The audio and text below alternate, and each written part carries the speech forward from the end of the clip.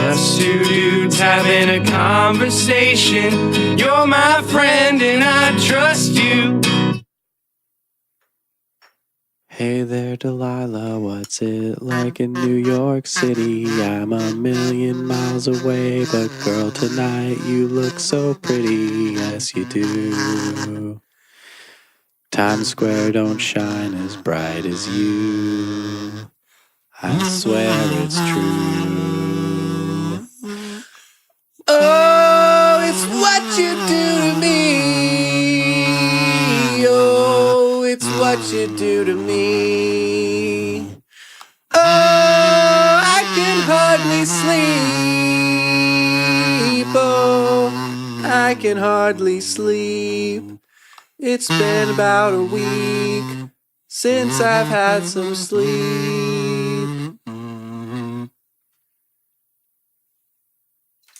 I have slept in the past week, though.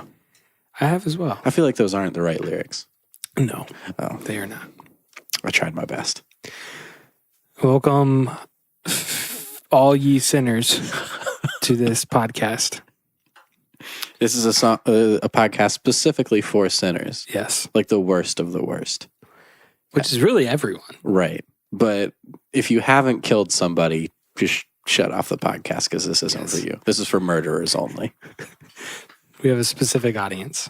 Do you think that you could murder somebody unintentionally? Like, say that you like hit an old man with your car, killed him. Mm-hmm. How do you think you would live your life differently from that moment on? Do you think it would haunt you? Yeah. Yeah. I mean, if it was truly 100% just an accident, Mm-hmm. I mean, at some point, I think I would be able to, like, say, if I didn't do anything wrong, Mm-hmm. if I was like texting or, you know, like a situation where obviously what I was doing led to this man's death. It could have been avoided. Yeah. Then, yeah, for sure. It would haunt me forever. But to some extent, accidents are going to happen. Right. And I mean, yeah, don't get me wrong. I mean, it's a life, and you would take it seriously. Mm-hmm. But and that would, like, if someone hit and killed me, and it was truly an accident, Mm-hmm. I would hope that they wouldn't like let it haunt them for the rest of their life. Like, move on. I mean, now if you were texting and you hit and killed me, then I'm going to haunt your freaking dreams. But that's a perspective that I wouldn't have taken it to in my brain. Flip side? Yeah. Of like, I would want that person just to let it go and move on and live their life. Yeah. Unless, of course, it could be avoided. Yeah. I watch those like North American car crash compilations, like American car crash compilations. So many accidents could be avoided. I would say probably 99% of accidents could be avoided if people just surveyed their surroundings instead of being distracted, looking down at their phones. Or think that their time's more valuable, so they do something stupid. Oh, yeah. Like, when I see it all the time, like you have like the green arrow to turn and people just keep going after the arrow is not there anymore and people smack into them. But that's kind of both people's fault. Like the person going straight, you should see like, oh, there's still people going. Even though I have the green light, I don't want to get into a wreck. Right. But also, if you're turning on that arrow, what are you doing? Yeah. There's a thing in Being a dummy. Yeah, that's right. There's a thing in Pittsburgh called the Pittsburgh left. And that is if you have a stoplight, like a four-way stop with no arrows, like you don't have the arrow that tells you to go left. When it turns green, like the first couple people going left, they just go. And they like cut in front of the people coming straight. Because if you don't do that, traffic just would never move. Yeah. Because there's just so much constant traffic in Pittsburgh and the roads are so bad. It's one of my biggest pet peeves is traffic. Yeah. That's like my number one trigger. Yeah. To get me angry. Like I'm not a very angry person in my day to day. But you put me in traffic. That's where the worst of me comes out. Yeah. So I got to say, before listeners, before we started podcasting, Yeah. there was a rift. Between you and I? Yes. Yeah. And I think we both sensed it. Yeah, I could sense it. Yeah. Is it past now? Because I can't. I'm bad at telling when rifts are over. No, I mean, I think I was going to compliment us on, I think in the last 3 years, I think we've learned to handle conflict with each other better. Not that we have a whole lot. Right. We But- hardly ever have conflict. Yeah. But like tonight, whatever happened, doesn't really matter. But I knew, like on the drive over here, I was like, we're going to have to talk about it before we podcast. Me too. I was like, I Otherwise- wanted to catch you outside. Yeah. But it was kind of raining, so you were hustling in. Yeah. But it was like the first thing I wanted to do as soon as I thought about calling you on the way here. But I was like, no, he doesn't call well. He I doesn't. don't call well. No. I would just not answer. No. Well, I was on the sometimes. phone actually. But Okay. But I would say you're not somebody that you want to have a phone conversation with. I don't enjoy talking. On the phone. Right. And you can definitely tell when Yeah. you're having that conversation. But I totally agree that I wanted, as soon as we could, I wanted to have that conversation Yeah. just And to hash things out.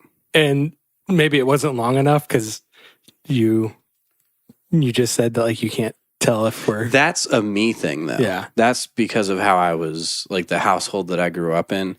Like I remember going over to like friends' houses where like my friend and like one of their parents would have like a yelling match, you know? Mhm. And then like 2 minutes later, they're fine.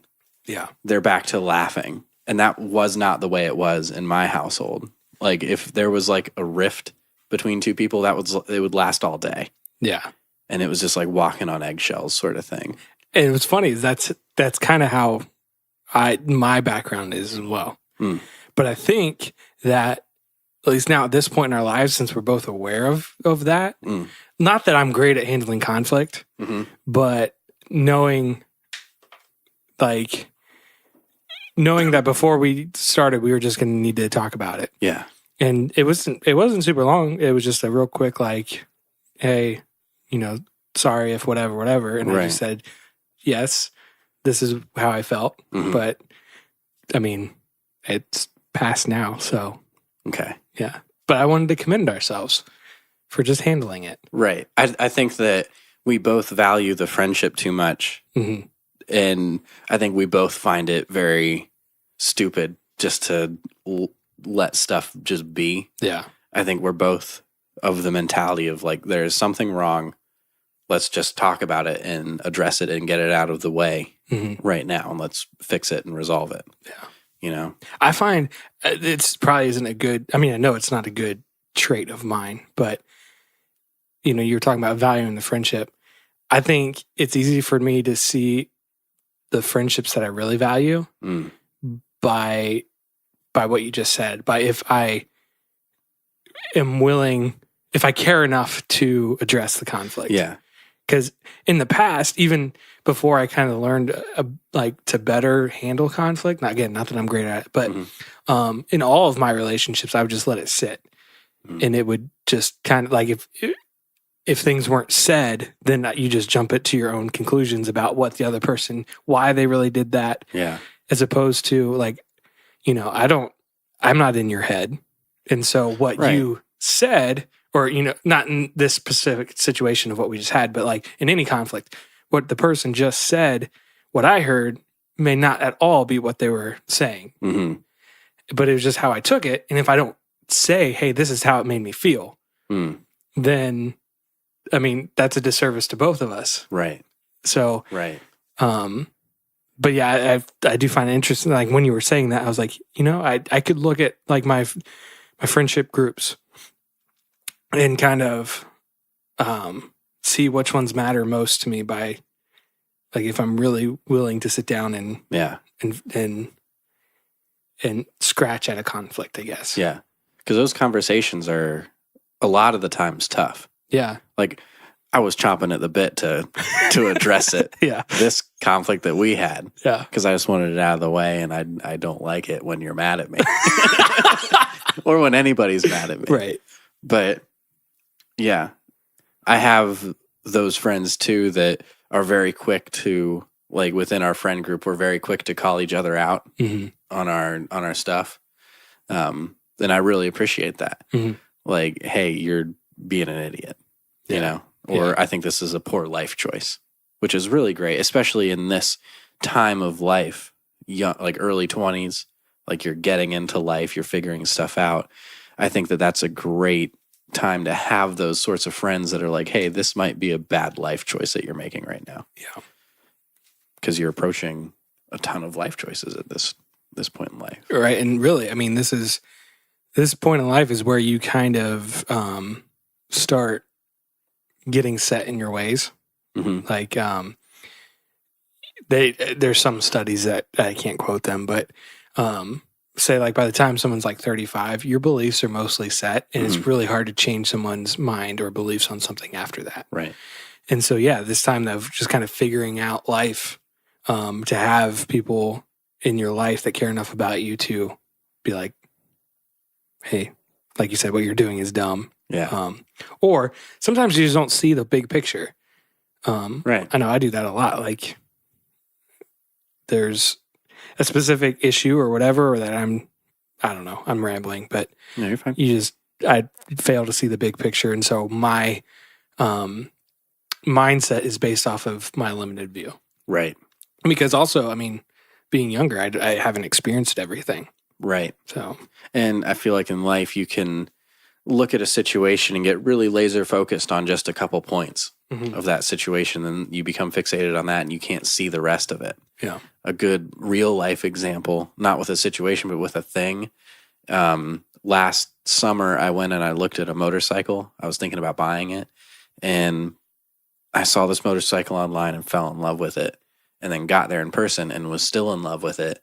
And I brought, thankfully, a buddy of mine who had no stake in the situation and who knows a lot about motorcycles and mechanical stuff. And I even took this thing for a test drive, and I was like, just heart eyes all over this thing. And I like pulled him aside and I was like, so I'm thinking, yes, what are you thinking? And he's like, well, it doesn't have fork seals. It's leaking fluid all over the place. Yeah. And he was like pointing out all these things that were wrong. He's like, I would not buy this. Yeah. I was like, I trust your opinion. I'm going to pass on it. And I'm so glad I did. Yeah. Because I think I would have made a poor decision. But he was that guy that was like, I know that you like this. And he even told me, he was like, I know that you are in love with this bike right now. Do not buy this bike. Yeah. It's funny. I mean, I think it's a sign of maturity to listen to that.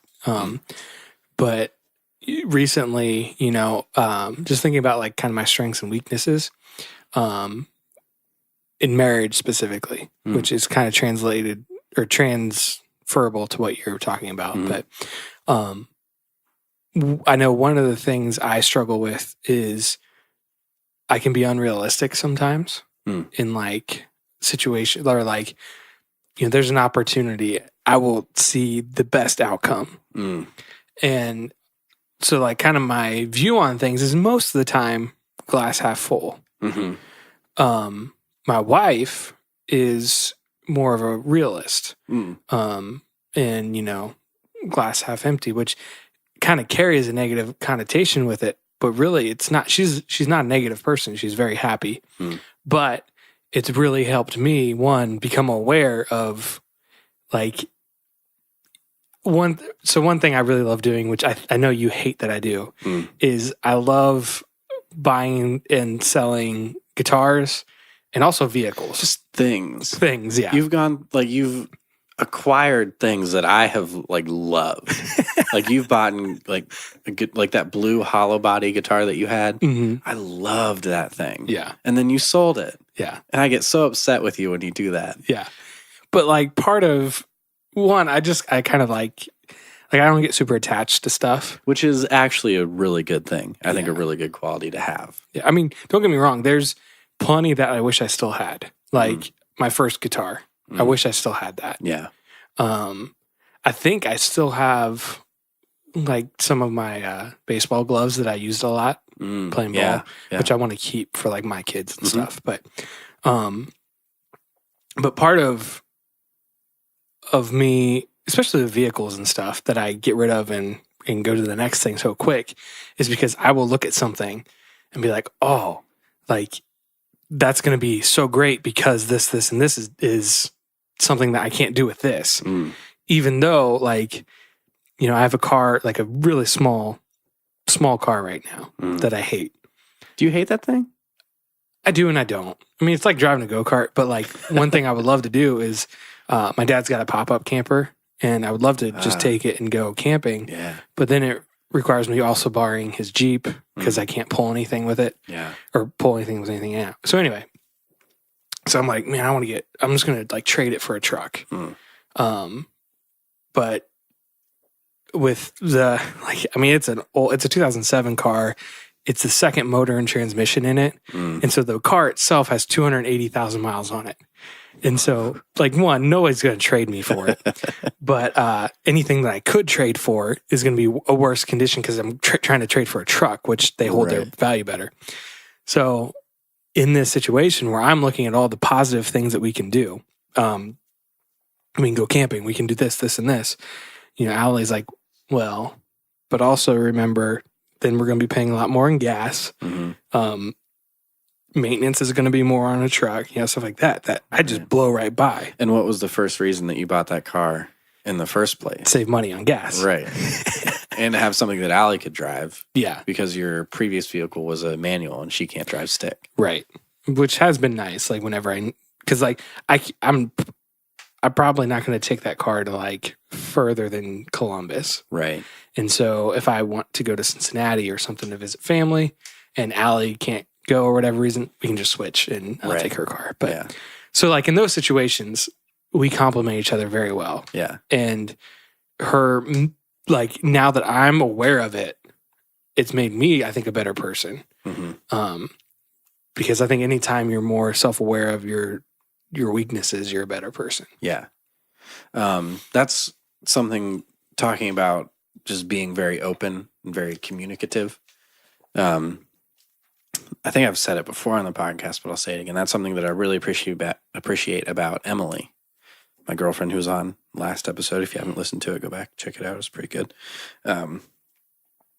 But like the situation that we just had with the Rift and like me not being sure, like, are we good now? You know, which by the way, thank you for addressing it. Yeah. Because now I know that we're good and I can rest easy. Yeah. Like during the intro, like I was like, still like, are we, he's not really looking at me. Are we cool? I still don't know. But so I really appreciate that. Because I just kind of need that extra, like, hey, yes, we are good. Like just for you to say that directly to my face. Yeah. For me to know. But with Emily, we're very, very open about like feelings and like, hey, I'm feeling this way about this, or I have a problem with this. And we're both very willing to talk about things.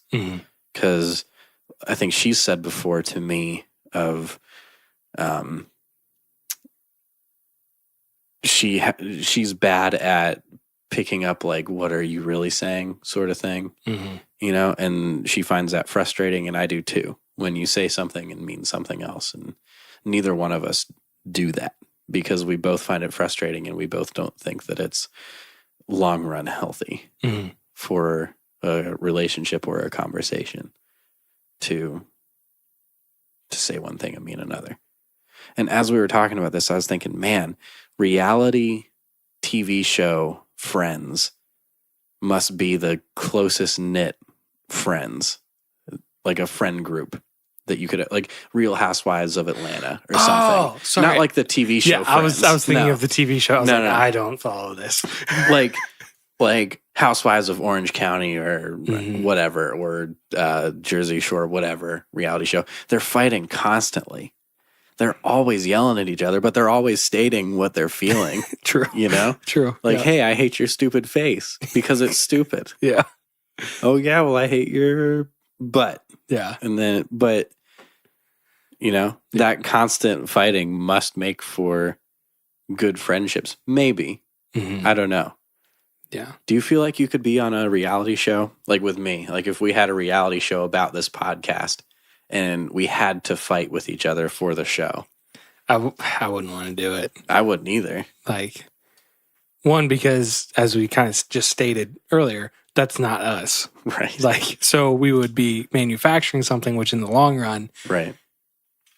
I feel like it would, in our heads, blur lines of, Oh, yeah. well, is he saying that for the show, Right. or does he actually mean that? Because we would have to fabricate Yeah. arguments. Yeah. Because we have and we don't even have arguments. No. Like just riffs, like Yeah. you said. And we have one every 6 months, maybe. Right. Right. Yep. So we would, to make content, to make a season of our reality show, we would have to fabricate stuff all the time. Yeah. I wouldn't do it. What if it paid $1 million an episode and there were 30 episodes a season? I would do it. Me too. Because that's the numbers realistically that you're looking at here. Right. So just to go back real quick about conflict, I had this thought and I didn't want to lose it.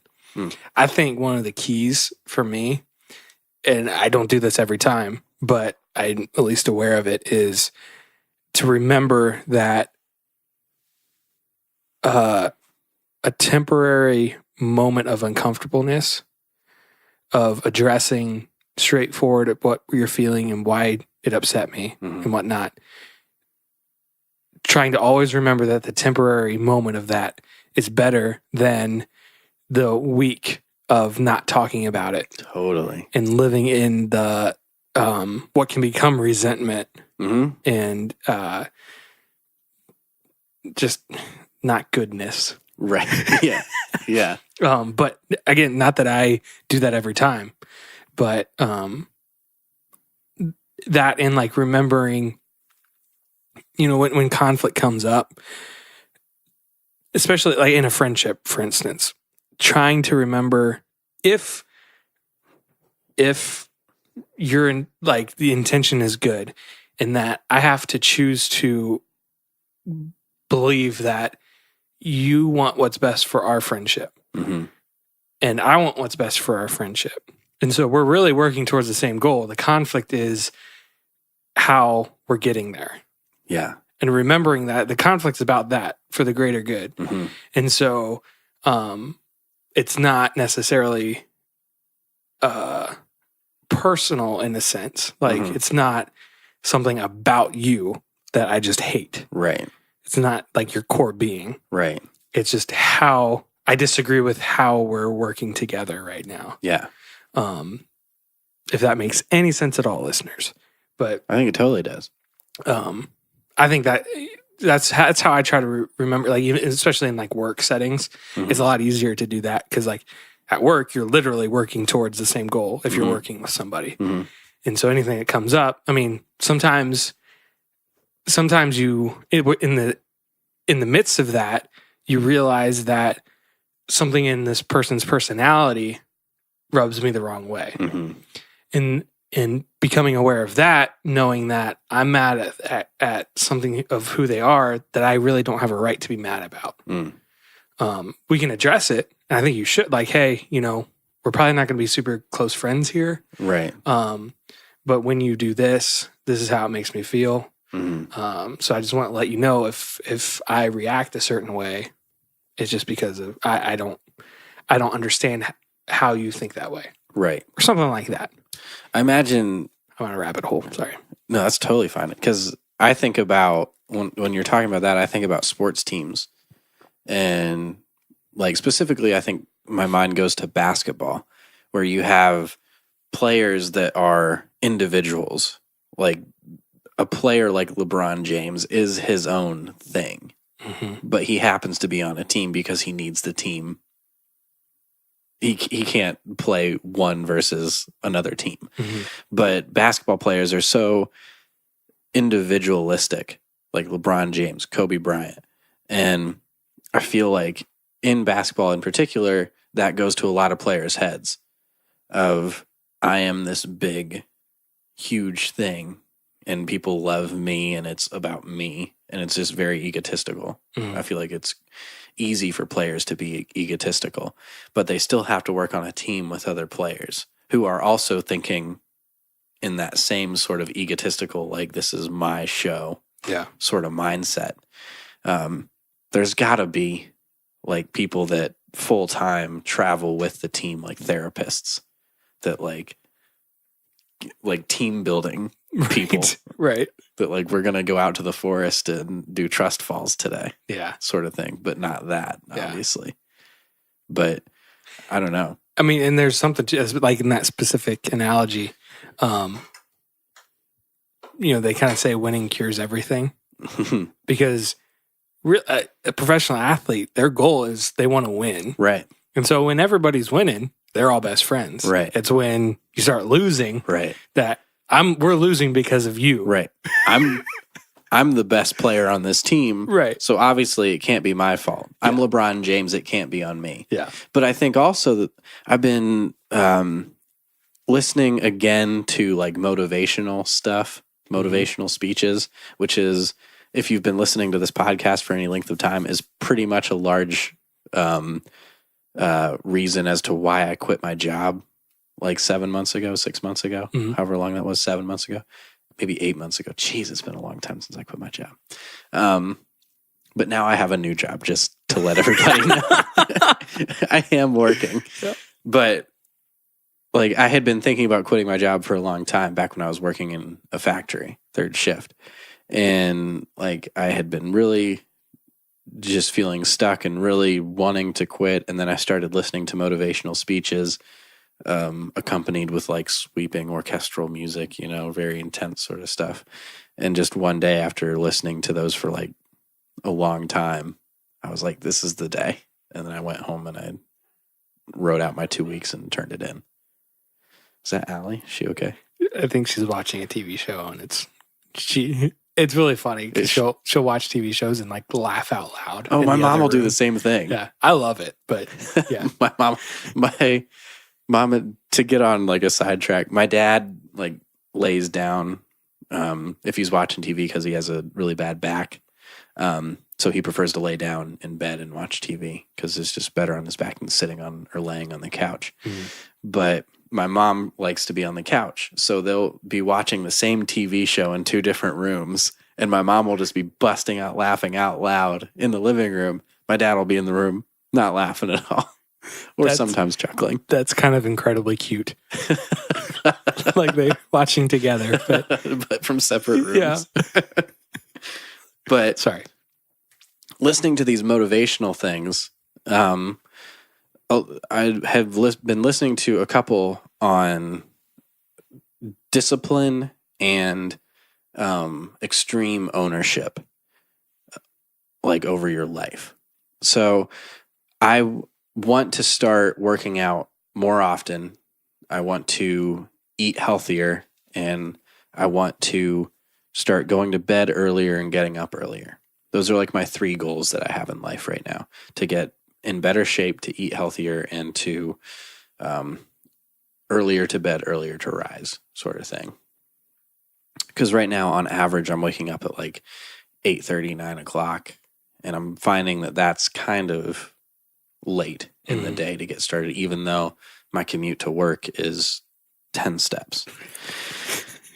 It's just, I think that because I'm working from home, that just leads to too much of like, oh, I can get out of bed later and still be productive. But those are my 3 goals right now. And I found just through listening to motivational stuff and I heard this in a motivational thing, of there is a difference between motivation and discipline. Motivation, you get excited about it. You'll go for maybe a day, 2 days, maybe a week or 2 weeks, and then that motivation kind of dies out. And then you're kind of back to where you started. Like with working out, I'll get super motivated to work out. I'll go to the gym, and then I won't go for another 2 weeks or 3 weeks. Mm-hmm. But there is a difference with discipline. Discipline is a mindset of like, I have to do this.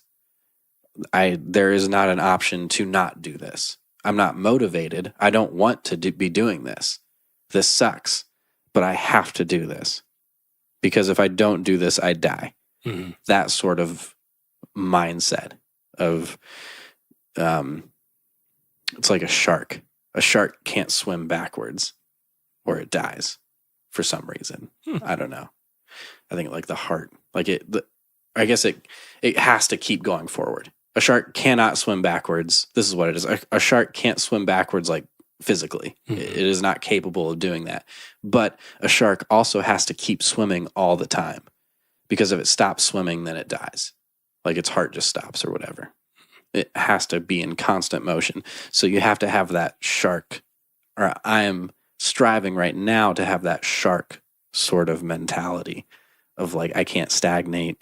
I can't be lazy. I can't put things off. I have to do, you know, and I'm really trying to get to that spot, but I just don't know how to get that sort of discipline.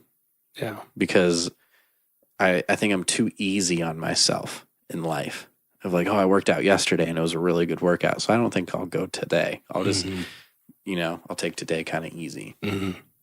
But no, I should be going every single day. I should get a routine in of like cardio this day, legs this day, arms this day, because I'm getting extremely out of shape. I heard from Emily, her dad, Tim Ebert, who listens to this podcast, he was legitimately concerned about me when I had told the story of walking up the steps and being like, thinking I was having a heart attack. My heart was just like, boom, boom, boom, boom, boom, boom, boom. You were checking your pulse today after the first song that we played. It was at an rehearsal. Intense song, man. It was 3 minutes. But it was intense. It was an intense 3 minutes. But basically, I'm noticing things about my life that I'm not okay with anymore. Yeah. I have been okay with them, and I'm getting to the point where I'm not okay with them anymore. I can envision where I want to be, but I just need to get the discipline in my head of getting there to get myself there. Because I think right now I have the motivation. The motivation I have down. I just don't have the discipline. Yeah. I just don't know how to go about it, acquiring that discipline and expecting more of myself and demanding more of myself. Yeah. You know? Yeah, that's fair. I totally understand that. Yeah. That was the end of that tangent. So last week's episode, we talked about some mission trip stuff. Yeah. We had a write-in. We did have a write-in, and I guess I need to eat some crow. Do you? I don't know. That's I think he was in agreement with us. Well, not with what I said about the specific mission trip that he went on. Not mission trip. Oh. Yeah. So our good buddy Avery. I didn't know that you were talking about his thing. Yeah. I didn't specifically say it, but it was obvious. Like if you were the person I was talking about. Gotcha. Actually, I think I said I love you, bud. But so to recap that conversation, we had talked about how we don't feel that missions trips are actually helpful long term to the communities that you're going into. I think that for like local stuff, like if you want to go, like if you and I were to go to Cleveland or like Columbus or Pittsburgh and do some outreach stuff, that's completely fine. Yeah. And that's helpful. The problem is when large church groups or large school groups go to Haiti, Nicaragua, or overseas and spend all of this money per person to get there and for travel, food, and lodging, when that money could have gone to directly to the people that they were going to work with. And I think that some pretty good points were made last episode of like, well, if it's like a medical thing, then that's helpful because you have like very learned doctors going over there and helping or like people. If you're teaching that person a skill, like digging wells or something like that. But like with what my school did, where we went to Nicaragua and we danced in front of orphans. Come on. Yeah. What is that doing long term? Right. I felt so horrible. Yeah. Like, look at this rich American that came to, like, we went to a church that was literally a stick in the ground being held up, or a tarp being held up by a stick stuck in the ground. Yeah. And like exposed wiring for their electricity. Like, if you touch that wire, you're going to probably get shocked because it's just open and it's not covered. Yeah. And we would go there and we would dance and do skits. That sort of stuff, I don't believe is helpful. Yeah. But you had mentioned something about Avery, a previous guest on, I didn't know you were talking about Avery. Yeah. But a previous guest on this podcast. Which we do want to have him back to kind of address some of this. So like we won't go super detail probably right now. Mm-hmm. But one of the things that he had texted us today, one, like he would love to come on and talk more about that trip. It was to England. And I had ragged on calling it a mission trip. And when you're going and sightseeing, basically, is how I phrased it and how I painted it. And so he wanted to kind of rebut that a little bit. Sure. And just, kind of say how they tried not to call it a mission trip. It was a service learning trip. And so I didn't remember that from my time there. Mm-hmm. It always came off as a mission trip from mine. So, sorry if I stepped on your toes, man, but I would like to continue this conversation with him live in person. He did in the text to us, like kind of specifically say that they did not advertise it as a missions trip. Yeah. It was something else. And they had like a day of mission that went along with that where they did some stuff. Yeah. But and that was another point that we made last week too. If that is what you're doing, then market it as that. Right. Just be upfront with what you're doing. Yeah. And if people choose to give to that, then they choose to give to that. But right. For the whole Nicaragua thing, for me at least, just to change it from Avery a little bit, because we want to have him on to kind of directly talk about this stuff. But intentions were good. Like the people that we went through, their children had gone to my school. And they actually, like, I think funded an orphanage down there. And, like, they're down there probably 6 months out of the year. And they wanted to move down there, like, full time and only be back here in the States, like, 3 months out of the year, 2 months out of the year. But tensions in Nicaragua, like, politically are getting, like, pretty bad. There has been like a rebel uprising or something against the government. So apparently it's like really not safe down there right now, which is very unfortunate. But I think that sort of stuff, buying or funding an orphanage, that's great. Yeah. And it was cool at least to experience that culture. Mm-hmm.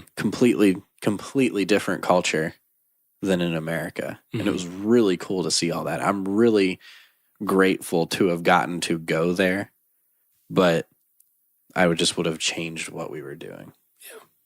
But it was really crazy because we get out of the airport and it's like 9 o'clock at night, 10 o'clock at night, and it's 110 with 80% humidity, and it just smacks you like a baseball bat. Nice and sticky. Nice and sticky. This ring that I have on my middle finger, I actually bought this in Nicaragua.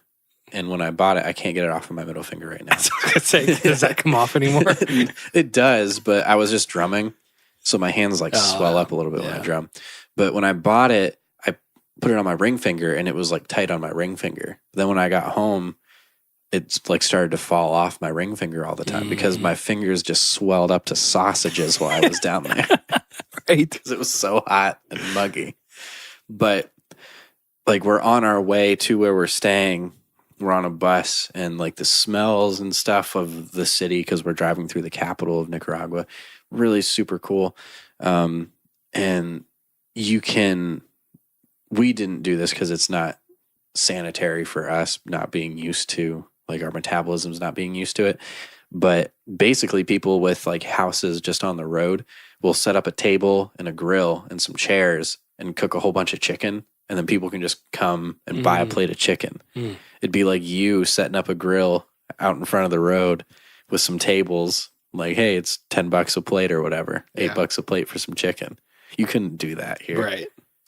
But they can do it down there. It's super cool.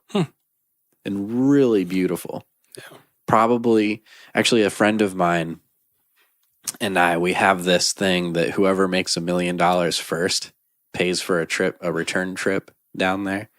And we're going to go back to this little bar that we had gone to. They serve food too. We didn't go to drink. Christian high school students. But it was a bar / restaurant. But it was on the side, like literally on the side of this mountain that overlooked a dormant volcano and this massive valley with a river running through it. You were probably like 1,000, 1,500 feet up on the side of this mountain, and you're just right on the edge of it. And we were just sitting down, and like the sun was just about setting, and like you're just looking out, and there's birds flying like 1,000 feet up, but they're right at eye level. That's cool. Above this massive river. And then you have this volcano that is not erupting anymore, but you can see like all the what's that called? Magma? When it's not lava anymore and it solidifies. What is that called? Carol, help us out. What is that called? We'll get tweeted later. But you can see all that, and it's just beautiful. Like the shrubbery and all that sort of stuff. Absolutely beautiful. And I would totally go back to that spot again, just to chill. Yeah. But I don't know. Where do you want to go? Where's one of your bucket list destinations on this little planet that we call home?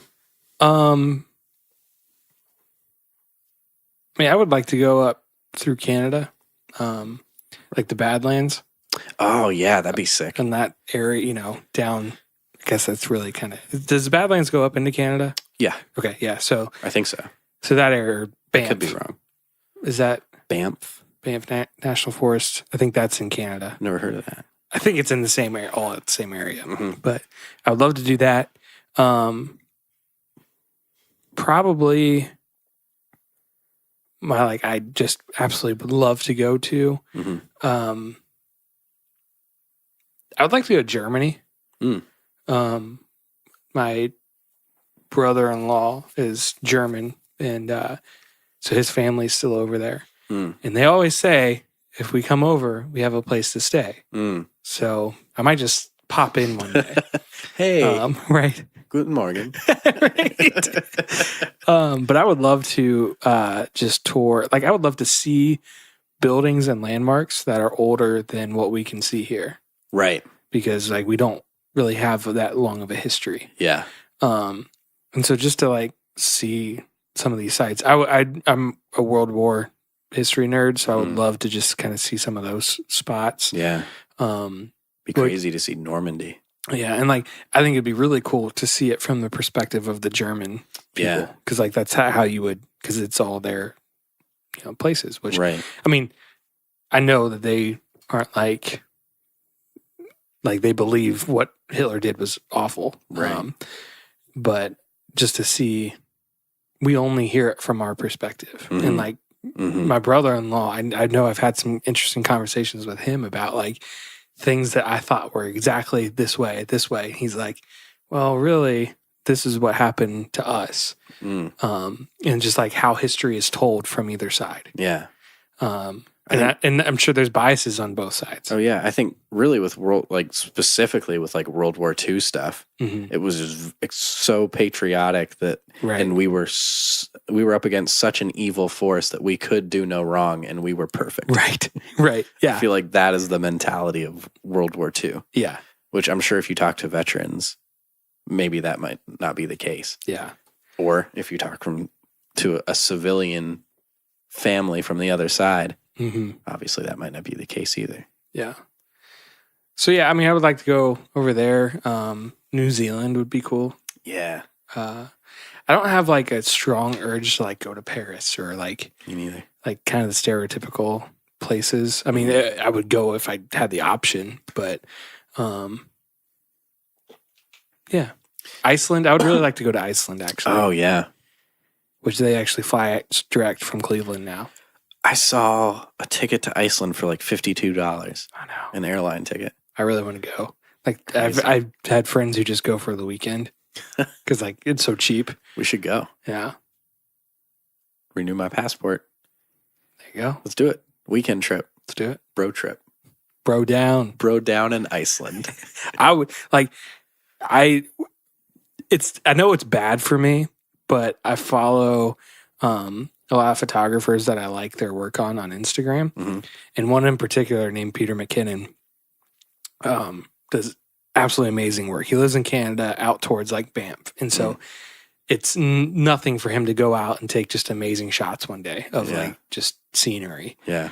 But he went to Iceland for like a week a while back, and like just some of the places that the scenery that's out there that you just don't see, and you can't really find that in America. You can find a lot, like you can find a lot of diversity, a lot of different things to see here, but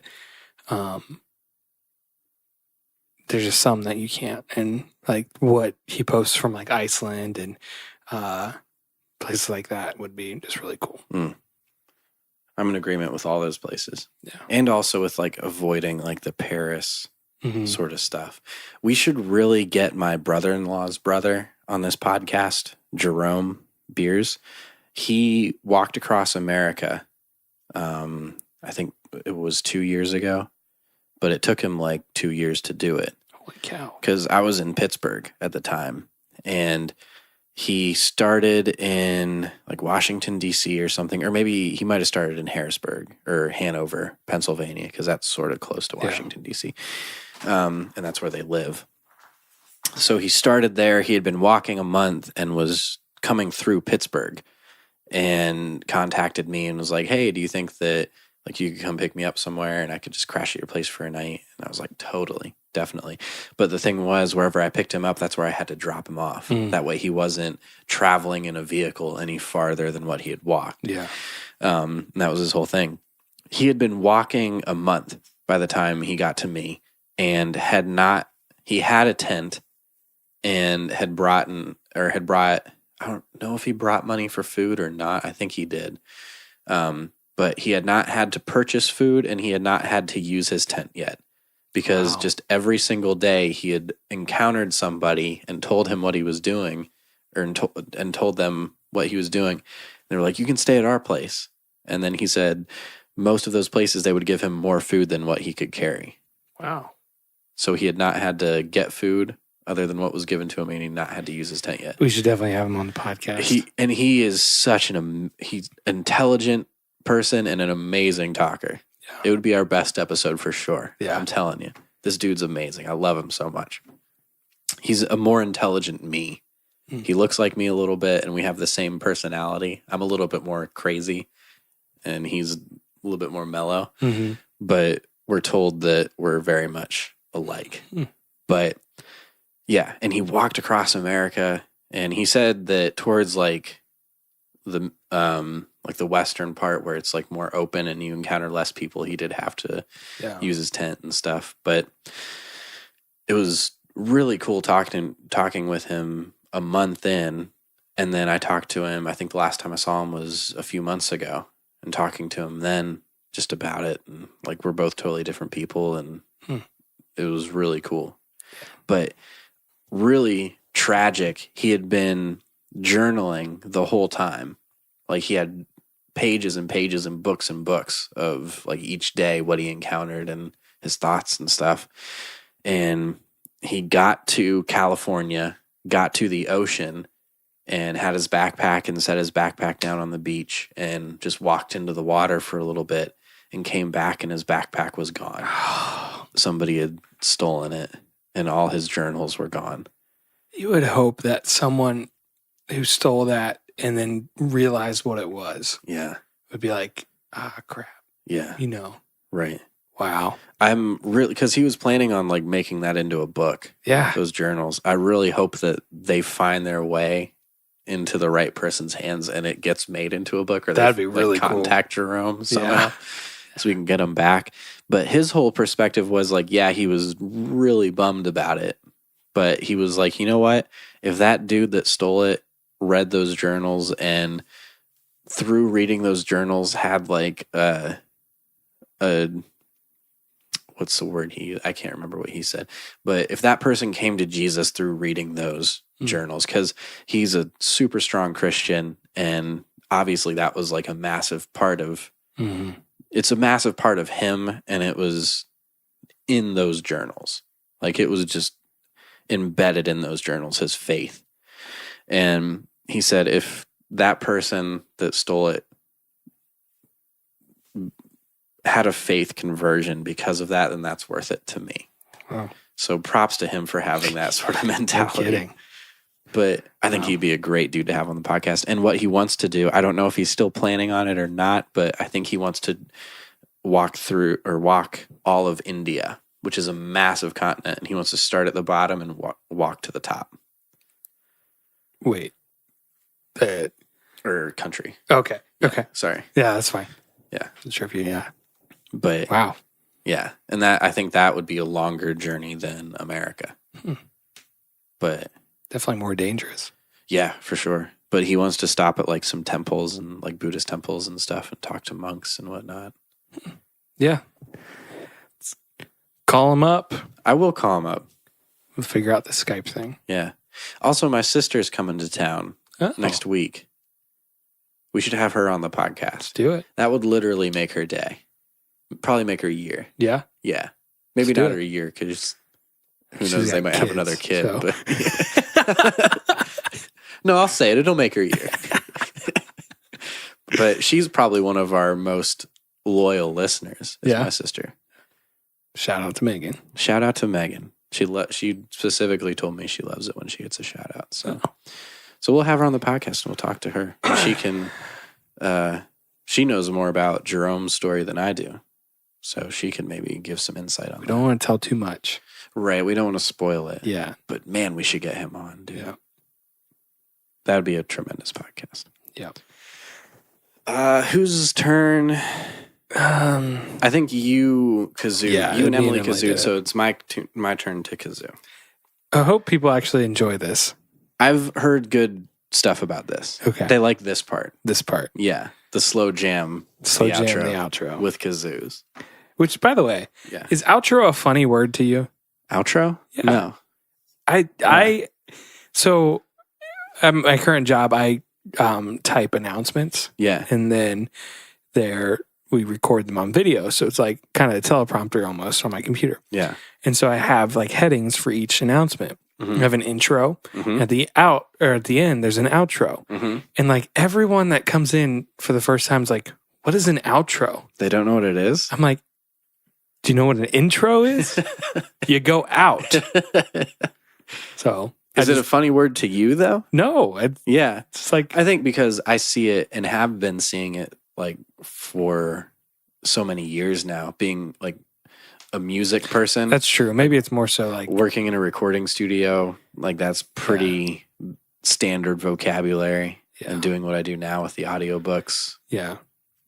Pretty standard vocabulary. So I guess, it might just be a musical thing. We're just privileged. Yeah. We're better than you. Yeah. And we know it. So we thank you, you loyal listener out there in listener land. Maybe you're from the Midwest. Maybe you're born from the South. Wherever you may be, we thank you for spending your time here with us on the You're My Friend and I Trust You podcast. It's not a radio show, it's a podcast. It goes over the interwebs. If you want to find more information about us, you can find us on Twitter at MyFriendPodcast at twitter.com. You can email us your thoughts and opinions.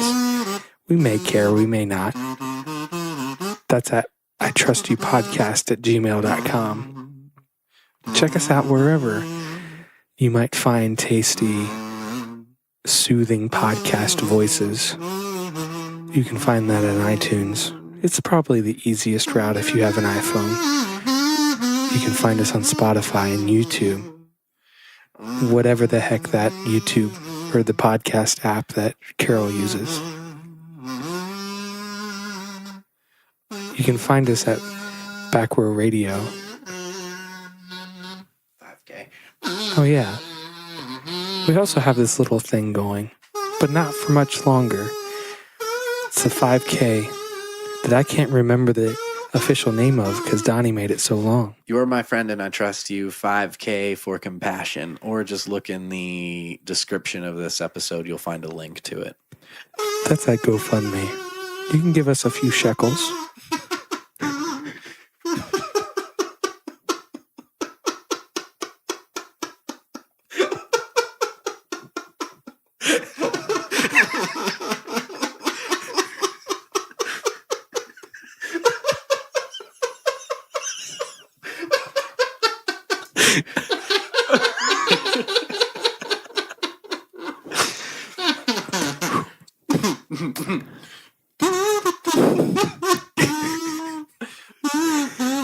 Find us on GoFundMe. We want to run a 5K for Compassion International. They do a lot with widows and orphans and building wells and a lot of cool things. But here's the thing. We're only going to do it with your help of raising $500. And when we hit that $500 mark, Donnie and I will bare our souls through the endless side cramps, the coughing of blood, the inevitable blisters on our toesies.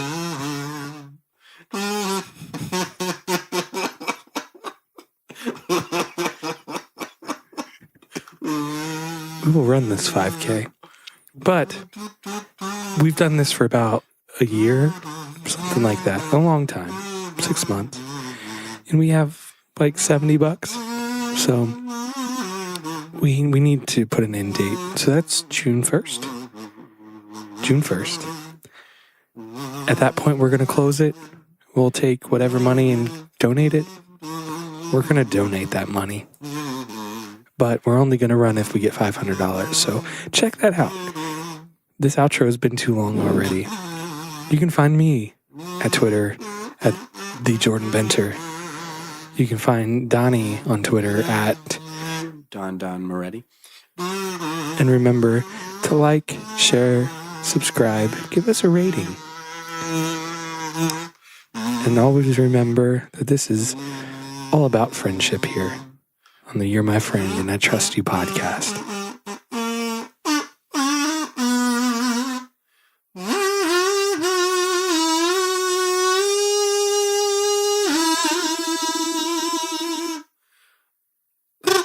Just two dudes having a conversation. You're my friend and I trust you.